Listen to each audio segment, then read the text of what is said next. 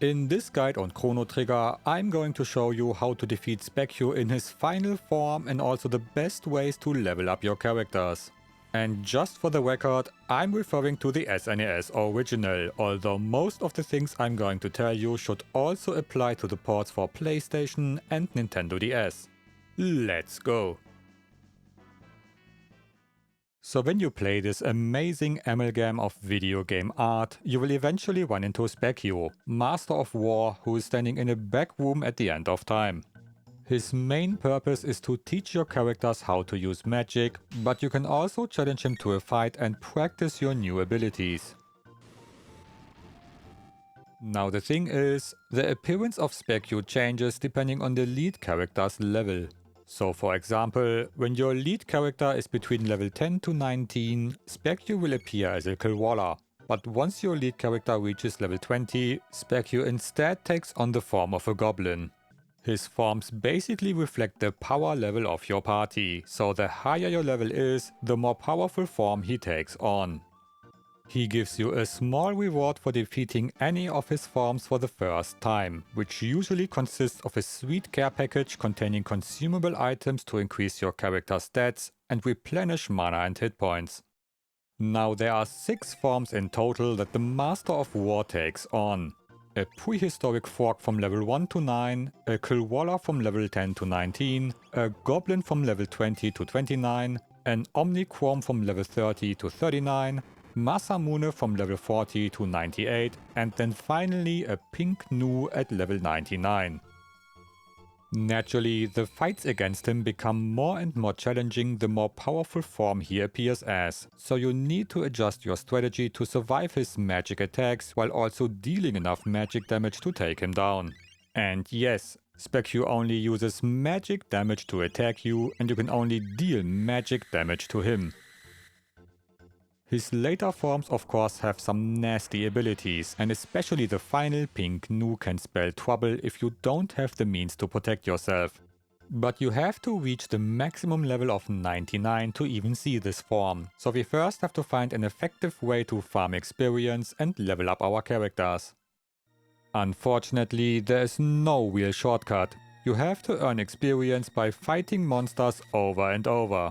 I would have hoped they added a similar item like the wallet, which increases your gold gain after a battle at the cost of experience, but I couldn't find anything.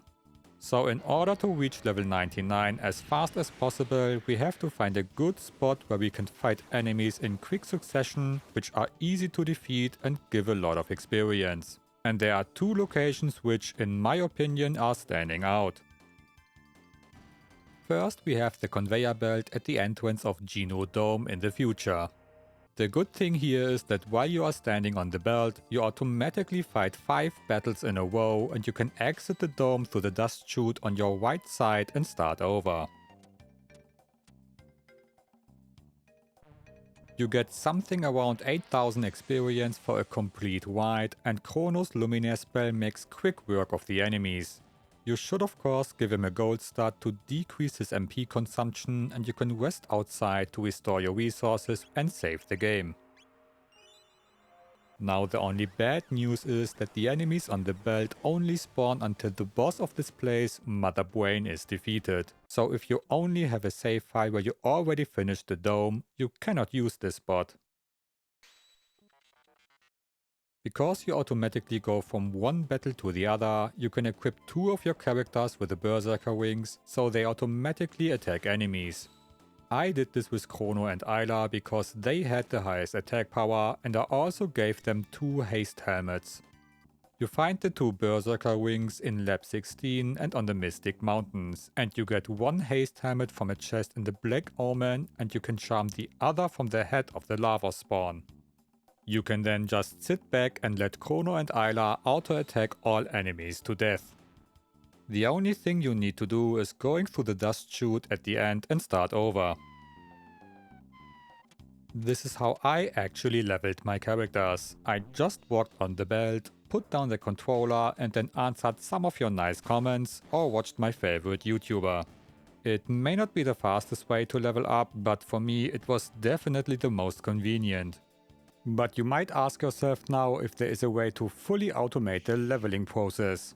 Well, technically yes, but in a different location.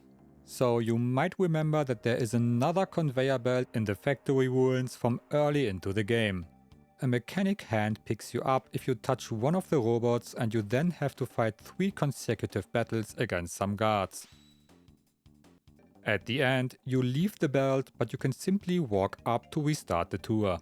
So, same thing here. Equip berserker wings and haste helmets and auto-battle the enemies. You can then use a rubber band and some coins to permanently push up on your controller, which automatically restarts the process. Just put the coins over the up button and apply pressure by attaching the rubber band. Looks something like this. Permanently holding the up button does not interfere with your characters auto-attacking the enemies, so you can completely leave the game and do something else. The experience yield in the factory ruins is of course very low, but you can leave it overnight if you want to. Additional tip, equipping blackmails lets you absorb the shadow damage from the laser attacks. But if those methods are not fast enough, you should instead go into the Black Omen. The location that stands out here is on the second screen right next to a save spot, so we can again replenish our resources and save the game. The enemies I am talking about are on the upper part of the screen, where you can trigger a fight against a Martello and 2 Synchronites, which yields over 2000 experience per fight. Then you can just reset the screen by running north, so it's also really fast. The Synchronites each have 2250 hit points, and I don't think that there is a way to defeat them both with a single hit while your level is still in the 50s or 60s. So you will likely have to use a powerful spell like Luminaire, Dark Matter or Flare first to damage the Synchronites, and then finish them off with normal attacks from your other 2 party members. But at some point you will be able to finish the Synchronites with one spell, speeding up the process even more. I was able to do this once I reached level 70, but using some magic tabs or equipping the magic wing or prism specs might also do the trick. So this is definitely a nice and convenient spot to farm experience, and I think it's also the fastest one. You have to remember though that the Black Omen is also not always available, especially when you go through the Omen in 12,000 BC first, because it then also immediately disappears in 600 and 1000 AD. But if you go through the Omen in 1000 AD first, you can still play through it another time in 600 AD and then 12,000 BC, although some key enemies and bosses won't appear again. So depending on your save file, you might not have access to the conveyor belt or the Black Omen, and in that case, I would suggest going to Death Peak. There is this one spot where Quackers,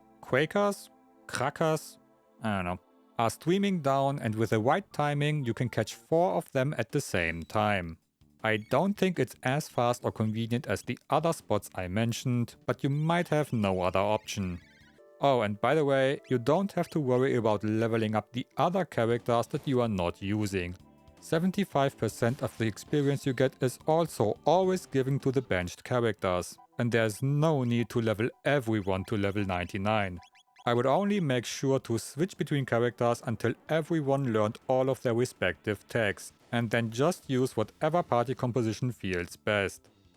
However, if you dislike the process of grinding for experience in general, you might prefer to just restart your journey in New Game Plus. That way, you can enjoy the game one more time, trigger some additional endings while also leveling your characters naturally.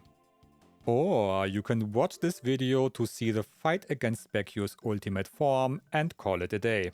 And if you subscribe to my channel, you will not miss any of my future uploads where I show you more tips, guides and good practices for video games, especially RPGs.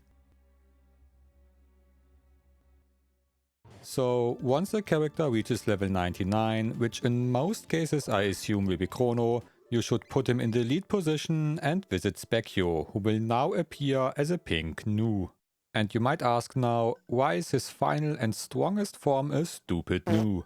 Well, that's up for debate, but it may have to do with this quote from The Mystery of Life, volume 841, chapter 26. All life begins with gnu and ends with gnu. Who knows? But one thing is for certain. Like the previous fights, Spekkios still only attacks with magic and is only susceptible to magic, but only 2 of Spekkios spells are actually dangerous. One is Halation, which is the same attack that Queen Zeal uses to instantly drop everyone's hit points down to 1. And the other is Luminaire, which does ridiculous amounts of lightning damage, even if you completely maxed out your magic defense. The rest of his spells like Dark Matter and Flare shouldn't pose any problem. Spekkio can also throw Salt, which fully heals one of your characters for whatever reason. Now I cannot say for certain, but I feel like the fight always starts with Spekkio casting Dark Matter, and he then likes to alternate between Halation and any other spell that he has.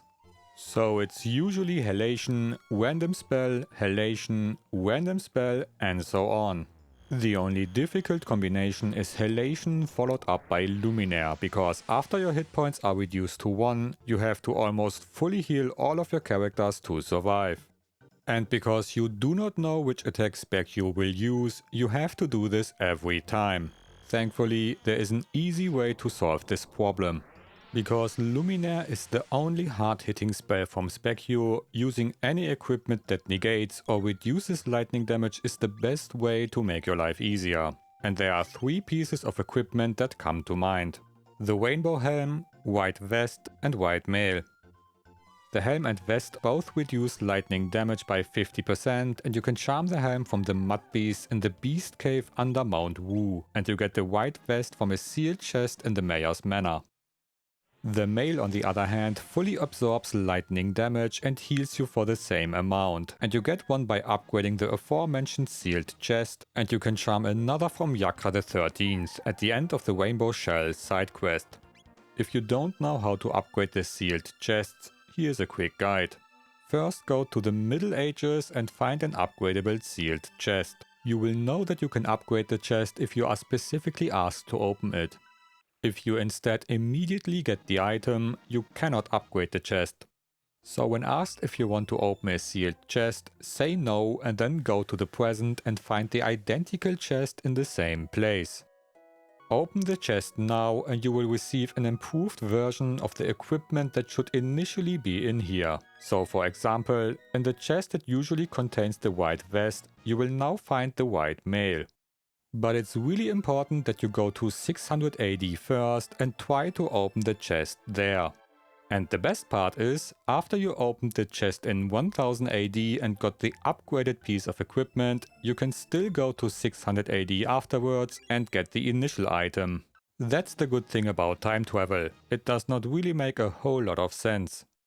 But it's not necessary to have the white mails. 3 rainbow helms will also do the trick. Just make sure that every character at least takes 50% reduced lightning damage. From there on, blast Spekkio with your strongest magic attacks and frequently use whole party heals after each halation. But I wouldn't be called Toby if I didn't have a special way to make this fight super quick, and for that we use Spekkio's own attacks against him. So you might have realized that some attacks like Dino Tail and Frog Squash deal damage based on the character's missing hit points, and you might already see where this is going. Because Spekkio frequently reduces all of your character's hit points to 1, using these attacks afterwards should do massive amounts of damage. The problem is, Dino Tail and Frog Squash do physical damage, and Spekkio is immune to physical damage. That's also the reason why we cannot use Ayla's upgraded fist. For those who don't know, Ayla's fist is automatically upgraded to the Iron Fist once she reaches level 72, and then again to the Bronze Fist at 96. The Bronze Fist does 9999 damage every time Ayla critically hits an enemy, but because it's physical damage, we cannot use it against Spekkio. However, once Luca learns Flare and Frog learns Frog Squash, both will also learn the double tag Frog Flare, which basically does the same thing, but the damage type is now Fire. And thus, after each halation, we can now hit Spekkio with ridiculous amounts of fire damage before healing ourselves. Frog Flare at 1 hit point should do something between 5000 and 6000 damage, and we can increase it even further by giving Frog the Prism Spectacles, which increases all damage done by a whopping 50%. Spekkios only has 20,000 hit points and he should be defeated after only 3 flares at full power. You get the Prism Spectacles from Melchior after completing the Sunstone and Rainbow Shell side quest, along with Rainbow, the best sword for Chrono in the SNES version of the game. So my setup was pretty simple. I used Frog and Luca for Frog Flare and Robo for his strong party heal. I then gave every character a Rainbow Helm and Frog also got the Prism Spectacles. Robo got a magic wing for more healing power and he also got some magic tabs, but those are optional. And that's it. After entering the fight, just wait until Spekkio uses Halation and then immediately cast Frog Flare, followed up by a heal beam to survive a potential Luminaire. The damage of Spekkios' other spells was completely negligible. I just waited until the next Halation, repeated the process 2 times and the fight was over. Easy peasy. I guess that makes you the Master of War now. As a reward for defeating Spekkio in his final form, you get a very special care package consisting of 10 power, magic and speed tabs, as well as 10 mega elixirs. Now at this point, power tabs are probably not that useful anymore, because strong physical attackers like Ayla, Chrono and Frog naturally reach the maximum amount of strength way before reaching level 99, and you can charm infinite amounts of power tabs from the top stars in the Black Omen anyways. Magic tabs are in finite supply, but casters like Marl, Luca and mages again almost reach their maximum magic power naturally. However, magic tabs are also useful for other characters like Robo and Frog if you want to use their heal and magic spells. So it's nice to get some additional. Speed tabs on the other hand are generally hard to get and super useful because no character naturally increases his speed stat. On top of that, speed already maxes out at 16 and not at 99, so every point of speed you can give to a character makes a huge difference.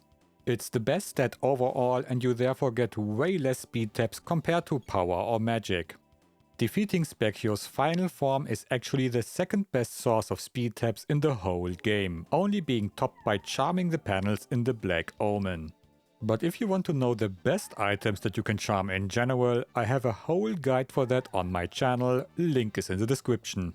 You can also subscribe to my channel so you don't miss any of my future guides for your favorite video games. And always remember that this is to be continued. Thanks for watching.